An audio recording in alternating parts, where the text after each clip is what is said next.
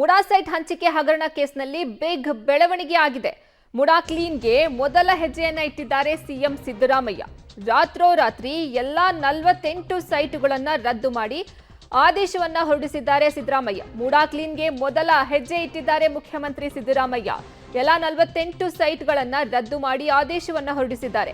ಮುಡಾ ಆಯುಕ್ತ ರಘುನಂದನ್ ರದ್ದು ಮಾಡಿ ಆದೇಶವನ್ನ ಕೊಟ್ಟಿದ್ದಾರೆ. 48 ಸೈಟ್ಗಳ ನೋಂದಣಿ ಖಾತೆ ವರ್ಗಾವಣೆ ಮಾಡದಂತೆ ಪತ್ರವನ್ನ ಬರೆಯಲಾಗಿದೆ.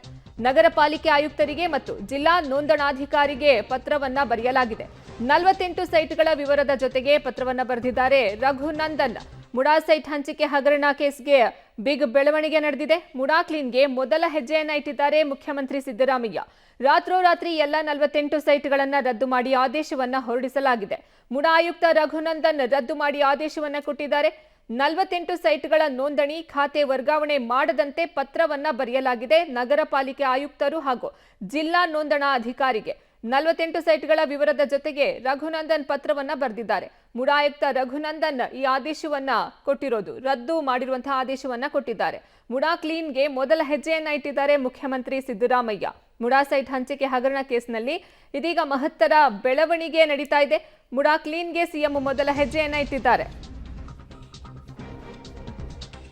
ಸೈಟ್ ಹಂಚಿಕೆಯಲ್ಲಿ ಬೇನಾಮಿ ಇದೆ ಎಂಬ ಆರೋಪ ಕೇಳಿ ಬಂದಿದೆ. ಇದು ಬಹುದೊಡ್ಡ ಅಕ್ರಮ ಅಂತ ಹಿಂದಿನ ಡಿಸಿ ರಾಜೇಂದ್ರ ವರದಿಯನ್ನ ಸಲ್ಲಿಸಿರ್ತಾರೆ. ಆಂತರಿಕ ತನಿಖೆಯನ್ನ ರಾಜ್ಯ ಸರ್ಕಾರ ಮಾಡಿಸಿರುತ್ತೆ. ಹೀಗಾಗಿ ಕಾನೂನು ನಿಯಮ ಉಲ್ಲಂಘಿಸಿ 48 ಜನರಿಗೆ ಸೈಟ್ ಹಂಚಿಕೆ ಮಾಡಲಾಗಿದೆ ಅಂತ ವರದಿಯನ್ನ ಕೊಟ್ಟಿರ್ತಾರೆ. ಕೋಟ್ಯಾಂತರ ಬೆಲೆ ಬಾಳುವ ಸೈಟ್ 5 ರಿಂದ 6 ಲಕ್ಷಕ್ಕೆ ಹಂಚಿರ್ತಾರೆ ಮುಡಾ ಮಾಜಿ ಆಯುಕ್ತ ದಿನೇಶ್ ಕುಮಾರ್. ಹೀಗಾಗಿ ಇದನ್ನ ರದ್ದು ಮಾಡಿ ಸೈಟ್ ಹಂಚಿಕೆಯಲ್ಲಿ ಬೇನಾಮಿ ಇದೆ ಅನ್ನೋ ಆರೋಪಕ್ಕೆ ಸಂಬಂಧಪಟ್ಟಂತೆ ಸಿಎಂ ಇದೀಗ 48 ಸೈಟ್ಗಳನ್ನ ರದ್ದು ಮಾಡಿ ಆದೇಶವನ್ನ ಹೊರಡಿಸಿದ್ದಾರೆ. ಇದು ಮುಡಾ ಆಯುಕ್ತ ರಘುನಂದನ್ ಈ ಸೈಟ್ಗಳನ್ನ ರದ್ದು ಮಾಡಿ ಆದೇಶ ಹೊರಡಿಸಿದ್ದಾರೆ. 48 ಸೈಟ್ಗಳ ನೋಂದಣಿ ಖಾತೆ ವರ್ಗಾವಣೆ ಮಾಡದಂತೆ ಪತ್ರವನ್ನ ಬರೆದಿದ್ದಾರೆ. ನಗರ ಪಾಲಿಕೆ ಆಯುಕ್ತರು ಹಾಗೂ ಜಿಲ್ಲಾ ನೋಂದಣಾ ಅಧಿಕಾರಿಗೆ ಆಂತರಿಕ ತನಿಖೆಯನ್ನ ಮಾಡಿಸಿರುತ್ತೆ ರಾಜ್ಯ ಸರ್ಕಾರ. ಅವರು ವರದಿಯನ್ನ ಆಧರಿಸಿ ಇದೀಗ ಸಿಎಂ ಸಿದ್ದರಾಮಯ್ಯ ಈ ಆದೇಶವನ್ನ ಹೊರಡಿಸಿದ್ದಾರೆ. ಈ ಬಗ್ಗೆ ಹೆಚ್ಚಿನ ಮಾಹಿತಿ ನೀಡ್ತಾರೆ ನಮ್ಮ ಪ್ರತಿನಿಧಿ ಕೆಪಿ ನಾಗರಾಜ್ ಸಂಪರ್ಕದಲ್ಲಿದ್ದಾರೆ. ಕೆಪಿ ನಾಗರಾಜ್, ಮುಡಾ ಹಗರಣಕ್ಕೆ ಸಂಬಂಧಪಟ್ಟಂತೆ ಮಹತ್ತರ ಬೆಳವಣಿಗೆಗಳು ನಡೀತಾ ಇದೆ. ಇದೀಗ ಸಿಎಂ ಸಿದ್ದರಾಮಯ್ಯ ಅವರು ಒಂದು ಆದೇಶವನ್ನ ಕೊಟ್ಟಿದ್ದಾರೆ, 48 ಸೈಟ್ಗಳನ್ನ ಕ್ಯಾನ್ಸಲ್ ಮಾಡಿ. ಯಾಕೆ ಸಡನ್ ಆಗಿ ಈ ಡಿಸಿಷನ್ ಅನ್ನ ತೆಗೆದುಕೊಂಡಿದ್ದಾರೆ ಅಂತ? ಪ್ರಮುಖವಾಗಿ ಮೈಸೂರು ನಗರಾಭಿವೃದ್ಧಿ ಪ್ರಾಧಿಕಾರದ ಹಲವು ಹಗರಣಗಳ ಬಗ್ಗೆ ಈಗ ಚರ್ಚೆ ಆಗ್ತಾ ಇರುವಂತದ್ದು. ಅದರಲ್ಲಿ ಈಗ ಕಳೆದ 3-4 ತಿಂಗಳಿಂದ ಕೂಡ ಚರ್ಚೆ ಆಗ್ತಾ ಇರುವಂತಹದ್ದು ಚಾಮುಂಡೇಶ್ವರಿ ಸಹಕಾರ ಸಂಘದ ವಿಚಾರದಲ್ಲಿ ಪ್ರಾಧಿಕಾರದ ಮಾಜಿ ಆಯುಕ್ತ ದಿನೇಶ್ ಕುಮಾರ್ ಕೊಟ್ಟಿರುವಂತಹ ಸೈಟ್ಗಳ ವಿಚಾರ. ಈ ಸೈಟ್ಗಳಿಗೆ ಸಂಬಂಧಪಟ್ಟಂತೆ ಈ ಜಿಲ್ಲಾಧಿಕಾರಿಯಾಗಿದ್ದಂತಹ ರಾಜೇಂದ್ರ ಅವರು ಒಂದು ವರದಿಯನ್ನ ಕೊಟ್ಟಿದ್ರು. ಆ ವರದಿಯ ಪ್ರಕಾರವಾಗಿ ಏನು 48 ಸೈಟ್ಗಳನ್ನ ದಿನೇಶ್ ಕುಮಾರ್ ಕೊಟ್ಟಿದ್ದಾರೋ ಅವೆಲ್ಲವೂ ಕೂಡ ಅಕ್ರಮ. ಅದಕ್ಕೆ ಸಂಬಂಧಪಟ್ಟಂತೆ ಯಾವುದೇ ರೀತಿಯಂತ ನಕ್ಷೆ ಕೂಡ ಇಲ್ಲ ಮತ್ತು ಎಲ್ಲಾ ಕಾನೂನುಗಳನ್ನು ಕೂಡ ಗಾಳಿಗೆ ತೋರಿ ಆ ಸೈಟ್ಗಳನ್ನ ನೀಡಲಾಗಿತ್ತು ಎನ್ನುವಂತ ವರದಿಯನ್ನು ಕೂಡ ನೀಡಿದ್ರು.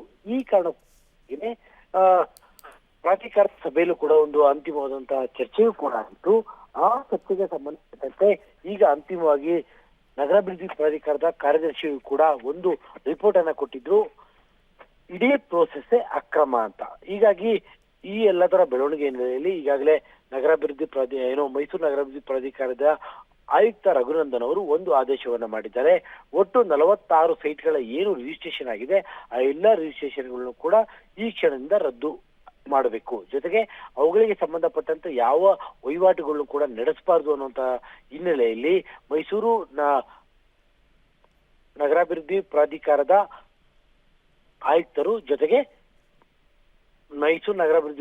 ಮೈಸೂರು ಮಹಾನಗರ ಪಾಲಿಕೆಯ ಆಯುಕ್ತರು ಜೊತೆಗೆ ಎಸಿ ಅವರಿಗೂ ಕೂಡ ಈ ಒಂದು ಪತ್ರವನ್ನು ಕೂಡ ರವಾನೆಯನ್ನ ಮಾಡಿದ್ದಾರೆ.